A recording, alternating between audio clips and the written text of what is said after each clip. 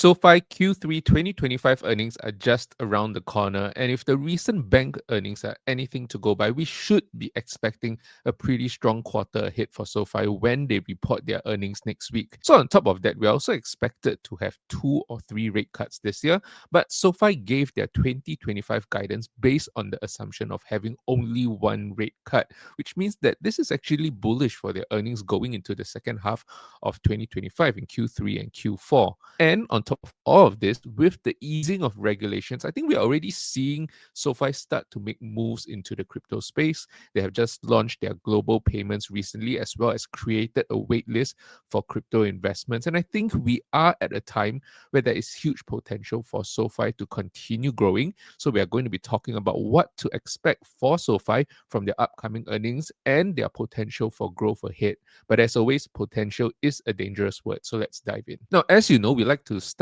by talking about member growth, and you have been following the news around SoFi's member growth. I think you should know by now that there are rumors of SoFi potentially reaching 1 million members added this quarter. Now, this number or this news was actually broken by Tanner from Future Investing, where he did this calculation based off the download numbers given to him by someone that worked from Sensor Tower. I will leave the link down below to that particular video that I made reference to. But during his video, if you read the comments, I think and they were talking about it on SoFi Weekly as well, that some people actually made the comment that Tanner was actually using net new members to do his calculations instead of gross new members added. And so because of that, his calculations may not be super accurate. Now, the problem that some of the people raised in the comments is that because these download numbers are only representative of the new members added, it cannot account for the members that SoFi remove. So by using net new members, which actually offsets the inactive members on SoFi's platform, it makes the conversion rate slightly lower than it actually is. So therefore, if you want to measure the actual conversion, we should be using the gross members added instead. And that is actually what I've done, right? I went back over the last 2 years, found the gross members added each quarter, and you can see that because of that, the final conversion numbers differs slightly from what Tanner was showing us. So in Tanner's video, you would see his conversion in the most recent quarter come in at around 81%. But what you are seeing over here, if you use the gross members, the numbers are coming in around 83.5%, right? Now, thereafter, what a lot of people are actually saying is that we should be using the average conversion over the last couple of quarters. So if we take the average conversion over here, what you're going to notice is that the average conversion works out to be around 94%, which would actually mean that SoFi has the potential to add 1.1 million members on their platform this quarter. However, my rationale here is slightly different, and I don't think that is going to be the case. In fact, I feel a lot more comfortable using 83%. Because when I think about this, I'm thinking about it from a marketing angle, from an angle of a business actually, running targeted marketing or targeted advertisements. What is going to happen is that I think previously when you are seeing lower or lesser downloads every quarter, in that scenario, it is easier for SoFi to go after an audience that is closer to your target avatar, right? So because every business has a certain target avatar, in SoFi's case, it's probably someone that is a high earner and with an extremely high credit score. But as you ramp up marketing, you reach a larger group of people that may or may not be within your target avatar.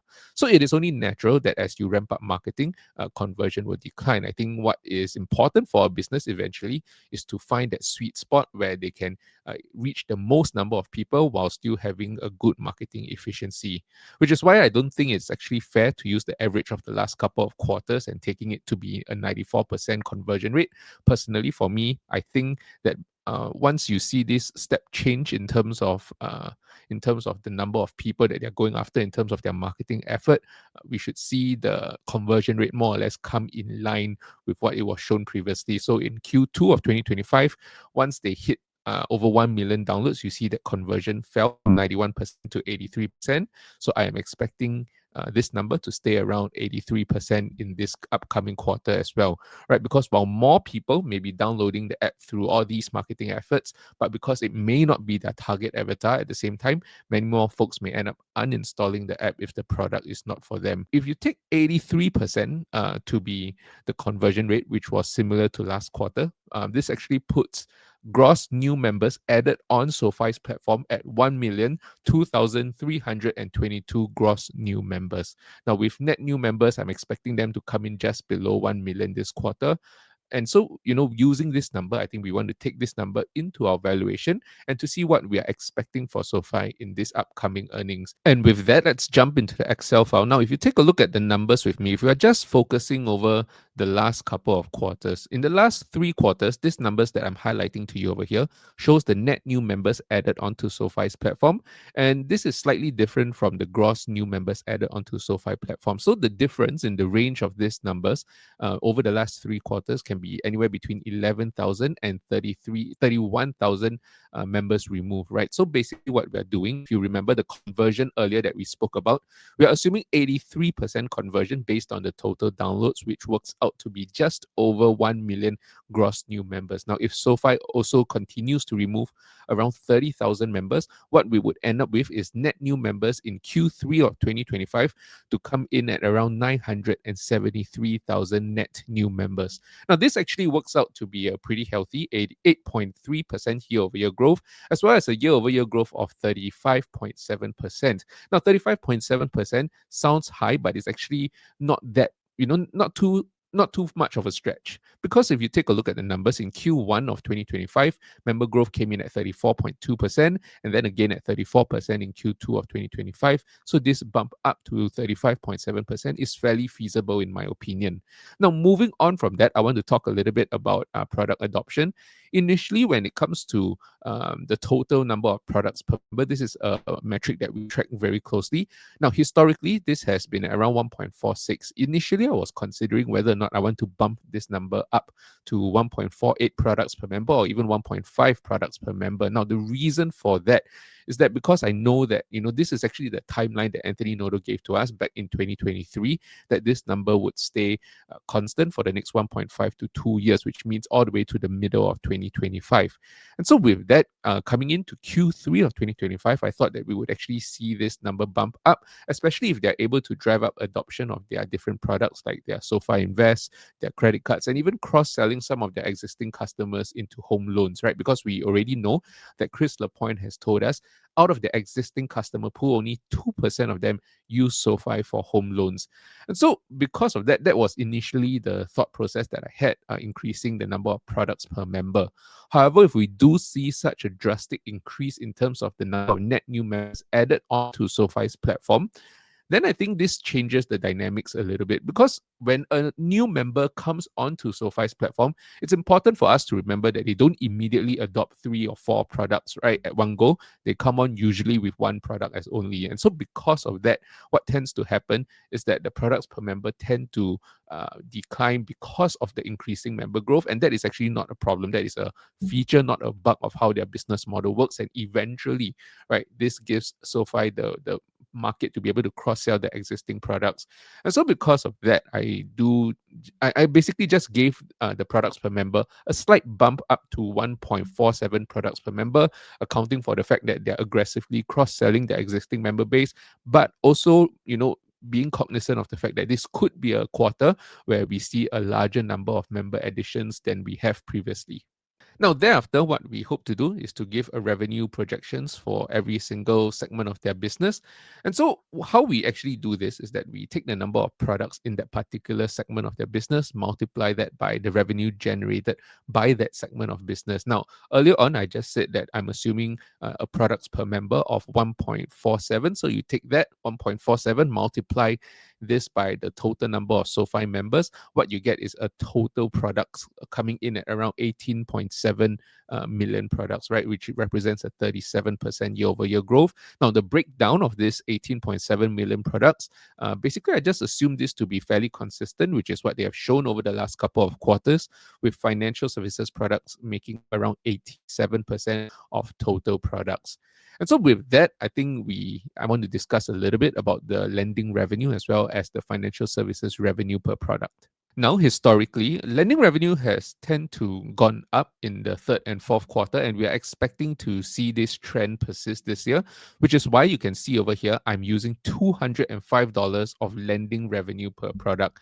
And I just want to say that this isn't something that is outside of expectation. If you take a look at the numbers, you may see that, oh, last quarter we did 195. Is this a big up to 205? This is actually not the case, because if you take a look what happened in Q2 and 3 of 2024, Q2 of 2024, whoops, let me scroll down. Q2 of 2024, lending revenue came in at $189 of lending revenue per product. And then this immediately saw a bump up to $207 of revenue, lending revenue per product in Q3 of 2024. So you can see that this bump in revenue is not out of the expectations that has happened before, because historically, like I said, Q3 and Q4 are stronger lending quarters, right? So additionally, if you just increase the lending revenue incrementally, which is what I usually do, to around the $197 and $198 range, I think what you would realize is that if you take a look at the quarterly numbers or the segment data, you would realize that the lending revenue actually comes in very much below par. So if you take a look at the Q3 lending revenue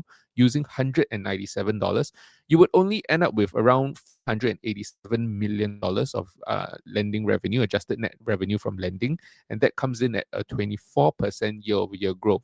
So a pretty huge decline from even Q1 and Q2 of this year, in a quarter where they're supposedly ramping up growth in this segment. So that is why I don't think these numbers are realistic. And so if you go back over here and you change this lending revenue to $205 and you come to the segment data, I think what you would notice is that the adjusted net revenue for lending, which is our expectations, should come in just over $500 million at $505.9 million.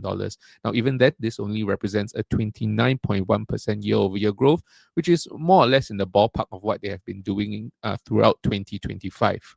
Moving on from lending, I want to talk a little bit about financial services. If you take a look over here, I'm just going to highlight this in purple. The financial services revenue per product, I'm basically projecting a sequential increase of around $2, which is what we saw between Q1 2025 and Q2 of 2025. Now, assuming the same type of product split, that basically leaves us, if you take a look at the segment data over here, at around $430 million of financial services revenue. And this would represent an 80.5% year-over-year growth. And this is very much in line with what Chris Lapointe has told us before. I'm going to throw up some of the screenshots of what Chris Lapointe said in the previous earnings. If you take a look over here, he expects the loan platform business to be something that actually continues to drive growth for SOFI in the financial services sector.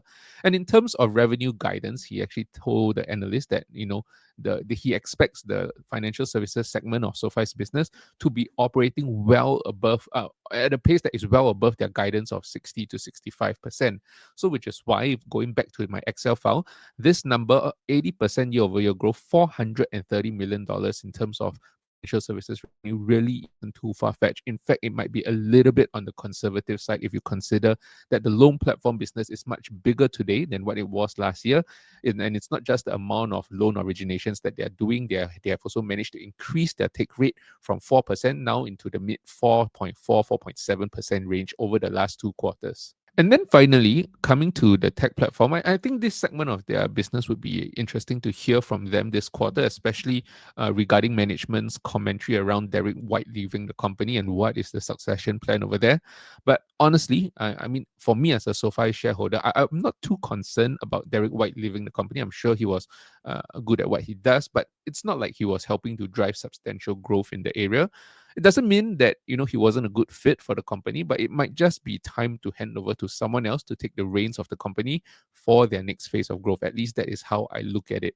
Right. So for the tech platform revenue, I'm expecting them to continue their focus on monetization and driving up the amount of revenue per Galileo account. Now, this actually came in at 69 cents the previous quarter, up from 65 cents in Q1 of 2025. So I'm just expecting this to come in at 72 cents in Q3 of 2025, with the number of accounts basically growing slightly, right? Just over 2 million net new accounts added onto Galileo's ecosystem. And so with that, what you end up getting is an adjusted net revenue of $117 million, which represents a 14.2% year-over-year growth. And with corporate revenue, I don't really do much of a projection over here. I just assume that it is increasing in line with revenue. And so because of that, I do expect corporate revenue to come in at around similar levels of last quarter, around $60 million. And that would mean that my expectation for SOFI's Q3 revenue would come in at around $993 million, just shy of $1 billion. Now, I do believe that if SOFI continues to keep up this pace of execution, a $1 billion would be just around the corner in Q4 of 2025. However, even with a $993 million quarter, this would still represent an impressive growth rate of 43.3% year-over-year growth, which means my expectation is that in this upcoming quarter, SOFI keep up the pace growth that they have shown last quarter, continuing to grow their business over 40% year over year. And from here, after taking a look at SOFI's revenue, when I look at profitability, at least for me, the way I like to do it is to do my projections by calculating their incremental margins, because this is something that we know management pays very close attention to. And so to understand how this works, you have to understand that the long-term goal for SOFI is to be operating their business at an adjusted EBITDA margins of around 30% and a 20% net income margin. However, if you look at the incremental margins that they have been running the business at, apart from one quarter, which is Q4 of 2024, every single quarter, they have actually tend to operate at a level that is above and beyond their incremental margin projections. So if you take a look with me at the Excel file over here, what I'm going to highlight for you, this represents the incremental EBITDA margins. You can see the only outlier is over here in Q4 of 2024, where it was coming in at 11.6%. Similarly, for the incremental net income margins, every single quarter they have operated over 20%, except for over here, same in Q4 of 2024, where they actually sacrifice a little bit of profitability in order to reinvest back into the company, into the growth that we are seeing today in 2025. So this is not something that I'm concerned about. And so because of that, my assumption is that they are going to be likely to do the same this year, which means pull back a little bit on profitability in Q4 of 2025. However, in Q3 of 2025, I don't think that there is a need for them to do that. And so because of that, I do think that the incremental EBITDA margins will come in at around 35% in Q3 of 2025, and the incremental net margins come in at around 25%. So these two numbers are slightly less than what they were doing in Q2 of 2025, but more than what they were doing in Q1 of 2025.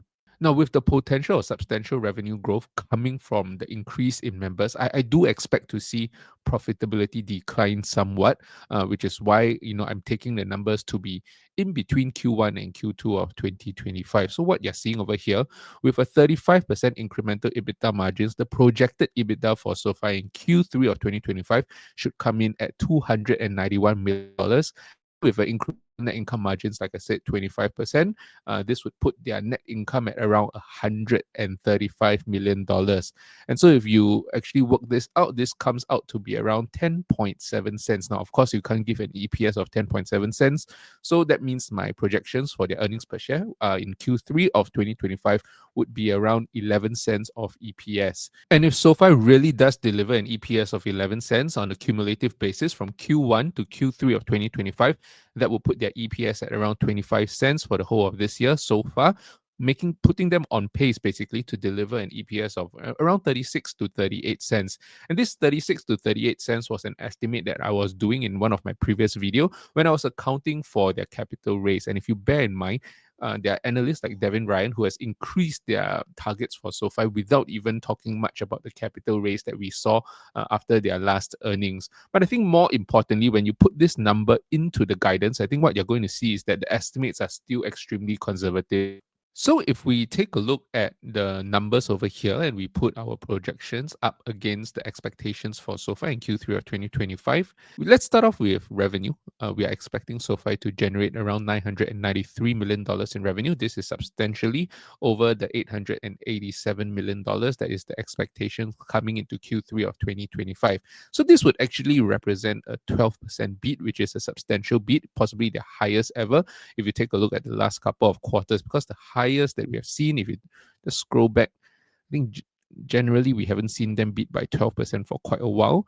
The highest so far in the most recent quarters has been this 8.8% that we're seeing over here in Q4 of 2024, right? So for them to come in at $993 million of revenue, beating consensus estimates by around 12% would be a big deal. And I think this is possible if they put up member growth numbers of up to 1 million new members. So if they actually put up the member growth, 1 million new members, I am expecting them to beat their revenue expectations by quite a fair margin. Now, however, when we take a look at the profitability, it tells us that perhaps our estimations for their profitability might be a little bit too low, and they could perhaps even put up 12 cents of EPS instead of 11 cents. So if you take a look at the EBITDA guidance, their EBITDA guidance over here is around $261 million. And based on our projections, we came in at around $291 million. Again, this represents only an 11.4% beat, slightly on the low side. The only time it was lower was back in Q2 of 2024, where they actually beat by 10.3%. So with that said, like I was saying earlier, they could actually beat this by a bigger margin. And if they actually do come in with a bigger EBITDA beat, then I would expect this to actually translate to a larger beat in terms of the bottom line as well. So with their net income, right now the expectations is for them to come in at around $120 million ish. I'm expecting them to come in with $135 million. This represents a 10% beat. Again, historically, if you look, they have beaten that number by more than 10%, right? So even in a slow quarter in Q4 of 2024, they beat their net income numbers by around 19%. So I would expect this to perhaps come in a little bit higher, which is why I'm saying that, perhaps it is possible for SOFI to put up 12 cents of EPS in Q3 of 2025. And if so, that would be amazing. But I think beyond the numbers, I think the hope here is that SOFI gives us some clarity over the growth drivers that they are seeing for the business in the years and months ahead, so that as investors, we can value SOFI in a more accurate way and represent their different business verticals accurately. So one of the things that I'm actually interested to know a little bit more about is regarding the tech platform. Definitely want to hear a little bit more about the tech platform deals that they have closed, and if actually we have closed all 10 deals. I think from the way that they have spoken in the past, it seems to assume that we can assume that they have closed all 10 of these deals, but whether or not there's anything new and how is the onboarding process coming along, that is something that it will be interesting to know, because we are expecting revenue to be recognized from some of these deals in January of 2026. And of course, I think importantly, what is going to be next, or what is the succession plan after Derek White has left the company. Now, beyond the tech platform, I also want to understand a little bit more on how they plan to move in the crypto space. In the second quarter, they have already announced some of this initiative, and even in this fireside chat that Anthony Noto had, they have already spoken about some of the initiatives they have, right? So we're already starting to see a rollout of some of these ideas, with SOFI members now being able to transfer money to Mexico. So we know global payments is really just around the corner. We are probably expecting somewhere in Europe next, and then to Asia. And so Anthony Noto even retweeted this, which shows how excited he is about the product. And we also know that the second product that SOFI wants to bring to market this year is the ability for a SOFI member to be able to buy, sell, and hold crypto with SOFI. Now, SOFI has just launched the waitlist for this. So to me, this is incredibly bullish. And over 60% of the people that they survey actually tell them that they prefer to custody crypto with a nationally licensed bank over a crypto exchange. And I think just by listening to this tells me that it is the particular avatar that SOFI is going after that would want to, custody their crypto with a nationally licensed bank. I think some of my friends don't even care. They prefer to custody it in their own wallets and things like that, right? But just for the profile of people that SOFI are going after, it seems like they feel more comfortable custodying their crypto with a nationally licensed bank.